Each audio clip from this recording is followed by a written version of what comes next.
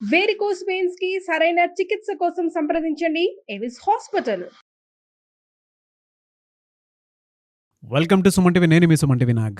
కోల్కతా ఇన్సిడెంట్కి సంబంధించినటువంటి వాటిలో కనుక చూస్తే ఒక కొత్త అప్డేట్ బయటికి రావడం జరిగింది. అది కూడా ఒక కీలక అప్డేట్. ఎవరైతే నిందితుడు ఉన్నాడో అదంతా నేను చెయ్యలేదు,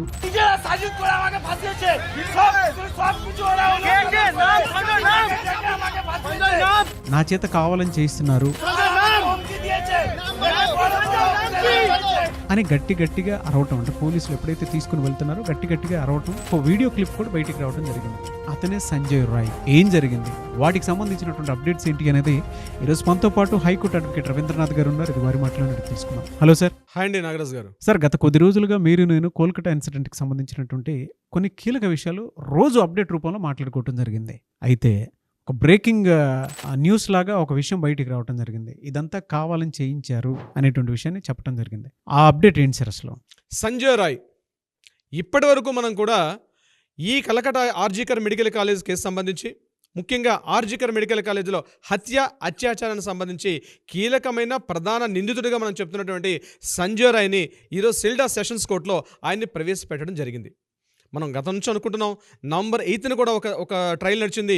నవంబర్ 11th నుంచి కూడా ప్రతిరోజు ఈ యొక్క కోర్టు ట్రయల్స్ జరుగుతాయని మనం చెప్పడం జరిగింది. ఇదే రోజు సెల్డా సెషన్స్ కోర్టులో ఉంటుంది, at the same time Kolkata హైకోర్టులో ఉంటుంది, ఎట్ ద సేమ్ టైం సుప్రీంకోర్టులో కూడా ట్రయల్స్ జరుగుతున్నాయి. అయితే సెల్డా సెషన్స్ కోర్టుకు మాత్రమే ఇక్కడ సంజయ్ రాయ్ మాత్రం అటెండ్ అవుతున్నాడు. ఈ కేసులో ప్రధాన నిందితుడిగా ఎవరైతే మనం చెప్తున్నాడు సంజయ్ రాయ్, ఈ యొక్క సెల్డా సెషన్స్ కోర్టులో ఇతను ఇక్కడ అభియోగం ఎదుర్కొన్న వ్యక్తి, ఇతను ట్రయల్స్ ఎదుర్కొంటున్నాడు. అయితే మనకి ఇక్కడ కీలకమైన విషయం ఏంటంటే, సెషన్స్ కోర్టులో ఇన్ హౌస్ కెమెరా అంటారు. అంటే ఇటువంటి ఈ రేప్ అండ్ మర్డర్ కేసు సంబంధించినటువంటి అత్యాచారానికి సంబంధించి టోటల్గా ఓపెన్ ఫోరంలో ఇటువంటి కేసు యొక్క ట్రయల్స్ అనేది జరగవు. ఇట్స్ కోర్టు యొక్క ప్రొసీడింగ్స్, దాని సిస్టమ్స్ ప్రకారం. అయితే లాస్ట్ టైం మనం చెప్పాం ఇన్ హౌస్ కెమెరా ఎలా చేస్తారో కూడా మనం చెప్పడం జరిగింది. అయితే ఈ యొక్క ఇన్ హౌస్ కెమెరాలో ప్రధానంగా ఉన్నటువంటి జడ్జి గారు, ఎట్ ద సేమ్ టైం ఈ కేసుకు సంబంధించినటువంటి అడ్వకేట్స్, అలాగే ఈ నిందితుడు, ఈ కేసుకు సంబంధించిన ఎవరైతే సిబిఐ డిపార్ట్మెంట్ వాళ్ళు ఉన్నారో వాళ్ళు సమర్పించిన సాక్షి ఆధారాలు, ఇవి మాత్రమే, దానికి సంబంధించిన ఒక లిమిటెడ్ బోర్డు మెంబర్స్ మాత్రమే అక్కడ ప్రెజెన్స్ ఉంటుంది. అయితే ఈరోజు ఈ కోర్టులో ఈ ఇన్ హౌస్ కెమెరాలో ఏదైతే జరిగిందో టోటల్గా అంతా కూడా వీడియో షూట్ చేస్తారు. ఎట్ ద సేమ్ టైం ఈరోజు ఎవరైతే చనిపోయినటువంటి విక్టిమ్ మనం చెప్తున్నామో ఆ అభికి సంబంధించినటువంటి పేరెంట్స్ కూడా ఈరోజు ఈ కోర్టులో వాళ్ళు కూడా పార్టిసిపేట్ చేయడం జరిగింది. This is actual today scenario. ఇది జరుగుతున్న సిచ్యువేషన్లో కవితా సర్కార్ గారు ఇప్పటికే 2 సార్లు ఈమెకి జ్యుడిషియల్ కస్టడీలో తీసుకున్నప్పుడు కొన్ని విషయాలు మనకు వెలుగులోకి వచ్చాయి. అందులో ఏం చెప్పారంటే, ఎవరైతే క్లయింట్ ఉన్నారో ఇతను సంజయ్ రాయ్ పూర్తిగా నిర్దోషి, ఇతను ఫ్రేమ్ చేయబడ్డాడు ఈ కేసుకు సంబంధించి, అంతే తప్ప ఇతను పూర్తిగా ప్రధాన నిందితుడు కాదు. వీలైతే బెయిల్ ఇప్పించే ప్రయత్నం కోసం అనేక రకాల ప్రయత్నాలు చేశారు కవితా సర్కార్ గారు. ఈరోజు కూడా ఇదే సెషన్స్ కోర్టులో అతనికి బెయిల్ ఇచ్చే ప్రయత్నం చేశారు. కానీ ఛార్జ్ షీట్ అయితే ఎప్పుడైతే ఫైల్ చేశారు కాబట్టి ఛార్జ్ షీట్ ట్రయల్స్ ఉన్న భాగంలో బెయిల్ ఇచ్చే అవకాశం లేదు. ఈ విషయాన్ని మళ్ళీ జడ్జి గారు ఒక విషయం చెప్పడం జరిగింది.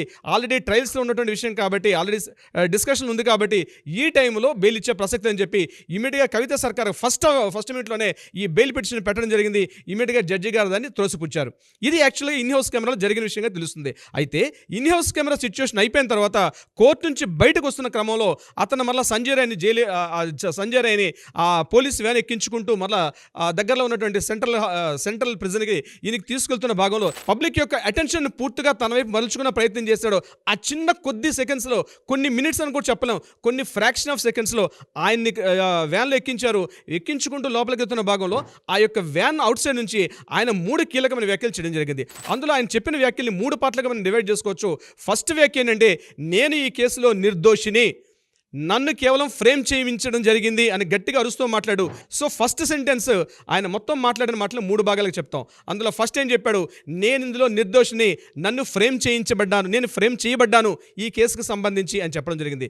నెంబర్ 2 పాయింట్, ఎవరైతే సిపి ఉన్నారో వినీత్ గోయల్, ఇప్పుడు ఈ కేసు ఆగస్టు 9న ఇప్పుడే జరిగిందో ఆ టైంకి కలకటా కమిషనర్ పోలీసుగా పనిచేస్తున్నటువంటి వినీత్ గోయల్ నా మీద పూర్తిగా ఈ కేసు నన్ను ఫ్రేమ్లో ఇరికించాడు, ఆ వ్యక్తి నన్ను పూర్తిగా ప్రోత్సహించారు, ఈ కేసును మొత్తం కూడా ఒక ప్లాన్ ఆఫ్ సిచ్యువేషన్గా నన్ను అందులో ఇరికించాడు వినీత్ గోయల్ అని చెప్పడం కూడా జరిగింది. That is the point number 2. Point number 3, at the same time not only Vineet Goyal ఎక్కడే కాదు, అక్కడ ఉన్నటువంటి డీసీ అంటే డిప్యూటీ కమిషనర్ కూడా ఈ కేసుకు సంబంధించి నా మీద పూర్తిగా అభియోగాలు చేసి నన్ను మాత్రమే పూర్తిగా ఇరికించడం జరిగింది. అంటే వినీత్ గోయల్ పేరు చెప్పడం జరిగింది. సెకండ్ పాయింట్, డీసీ పేరు కూడా చెప్పడం జరిగింది. మూడవది, నేను ఒక సివిక్ వాలంటీర్ని, దిస్ ఇస్ వెరీ ఇంపార్టెంట్ అండి. థర్డ్ పాయింట్, నేను సివిక్ వాలంటీర్ని. ఈ సివిక్ వాలంటీర్ వ్యవస్థ మీద కూడా పూర్తిగా ఈ పోలీసుల యొక్క ఇన్ఫ్లుయెన్స్ ఉంది. వీళ్ళందరూ బీ కేర్ఫుల్గా ఉండండి. అక్కడ ఉన్నటువంటి ఒక సివిక్ వాలంటీర్ని చూపిస్తూ కూడా సంజయ్ రాయ్ మాట్లాడడం కూడా జరిగింది. సో ఆయన మాట్లాడిన కొన్ని సెకండ్స్లోనే 3 విషయాలు చెప్పారు.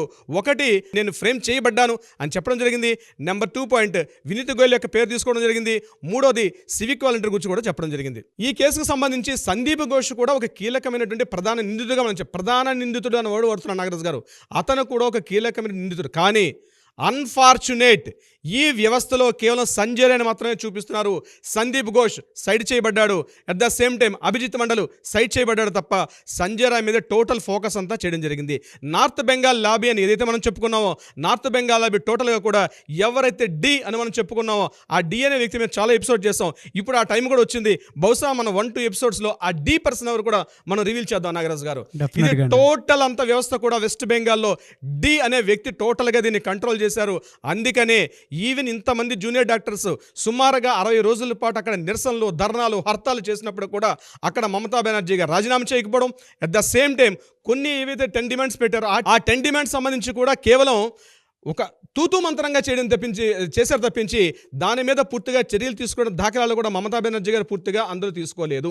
అయితే ఈరోజు సంజయ్ రాయ్ కోర్టు నుంచి బయటకు వస్తూ చెప్పినటువంటి వ్యాఖ్యలు నిజంగా మీడియా మిత్రులందరూ కూడా దాన్ని కాస్త ఇన్వెస్టిగేషన్ జర్నలిజం పాయింట్ ఆఫ్ వ్యూలో కానీ అనలైజ్ చేయగలిగితే మాత్రం డెఫినెట్గా సంజయ్ రాయ్ అనే వ్యక్తి, నేను మొదటి నుంచి చెప్తున్నాను, సంజయ్ రాయ్ అనే వ్యక్తి కేవలం ఫ్రేమ్ చేయబడ్డాడు. టోటల్ అటెన్షన్ అంతటిని కూడా సంజయ్ రాయ్ మీద చూపించారు. అసలు వ్యవస్థ అంతా కూడా మెయిన్ క్యాండిడేట్స్ అందరూ కూడా ఆల్రెడీ ఇప్పుడే చట్టం నుంచి పక్కకు తప్పుకోబడ్డారు. నేను ఈ విషయం చెప్పడానికి చాలా సాహసం చేస్తున్నాను నాగరాజు గారు. ఎందుకంటే it's not a joke. Total entire ఆ సేతు హిమాచలం భారతదేశం మొత్తం కూడా ఎంటైర్ కలకటా ఇష్యూ మీద మొత్తం చూస్తారు. సుమారుగా 90 రోజుల పాటు, ఆగస్టు 9 జరిగింది, ఈరోజు నవంబర్ 11 అంటే సుమారుగా 92 డేస్ అయింది. ఈ రోజుకి 92 రోజుల పాటు ప్రతి ఒక్కరు కూడా వెయిట్ చేశారు నిందితుడికి ఇప్పటికైనా శిక్ష జరుగుతుందేమని చెప్పి. అయినప్పటికీ కూడా సంజయ్ రాయ్ మీద టోటల్గా ఫోకస్ చేయడం జరుగుతుంది. ఇప్పటికైనా సెంట్రల్ గవర్నమెంట్, ముఖ్యంగా మోడీ గారు కావచ్చు, లేకపోతే ద్రౌపది ముర్ము గారు, ఏదో ప్రెసిడెంట్ ఆఫ్ ఇండియాకి ఈ పేరెంట్స్ వెళ్ళి మాట్లాడడం జరిగింది. ఇప్పటికైనా ఒక కమిటీ వేసి ఇది జ్యుడిషియరీ చేస్తున్నారు. 100% జ్యుడిషియరీ తన సిస్టమ్ చేస్తుంది.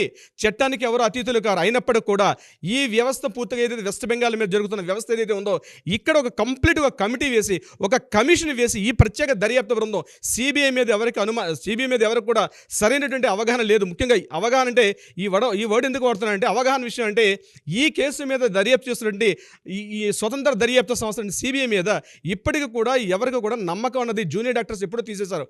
మాకు సిబిఐ మీద మాకు నమ్మకం లేదు అని చెప్తూ సుమారుగా 16 రోజుల పాటు కంటిన్యూగా ధర్నాలు చేశారు. ఈవెన్ దో హంగర్ స్ట్రైక్స్ కూడా చేయడం కూడా జరిగింది. సిబిఐ ఇప్పటికైనా కళ్ళు తెరవాలి. ఎవరైతే ప్రధాన దోషులు ఉన్నారో వాళ్ళని సైడ్ చేసే పనిలో ఉన్నారు. సంజయ్ రాయ్ని మాత్రమే చూపిస్తున్నారు నాగరాజు గారు. This is not right. ఇప్పటికైనా సందీప్ ఘోష్ని వెలుగులో తీసుకొచ్చి ఈ ట్రయల్స్లో భాగంగా సందీప్ ఘోష్ మీద ఇష్యూ జరిగిన తర్వాత ఆఫ్టర్ 20 డేస్ తర్వాత మళ్ళీ ఎఫ్ఐఆర్ చేయడం జరిగింది. కాదు, సందీప్ ఘోష్ని తీసుకొని రావాలి. సంజయ్ రాయ్ని, సందీప్ ఘోష్ని, at the same time Abhijit Mandal, ముగ్గురిని కూడా ఒకేసారి ఇంటరాగేషన్ చేసినప్పుడు కొన్ని విషయాలు వెలుగులోకి వచ్చే అవకాశం ఉంటుంది నాగరాజు గారు. ఎస్, బట్ ఏదేమైనా సరే కీలక అప్డేట్ ఇది. దీనికి సంబంధించినటువంటి వాటిల్లో ఆడియన్స్ కూడా వాళ్ళ ఒపీనియన్ ఏ విధంగా షేర్ చేస్తారు అనేటువంటి విషయాన్ని చూద్దాము. ఏదేమైనా we want justice, we demand justice. Thank you so much Ravindranath garu. Thank you so much Nagaraju గారు.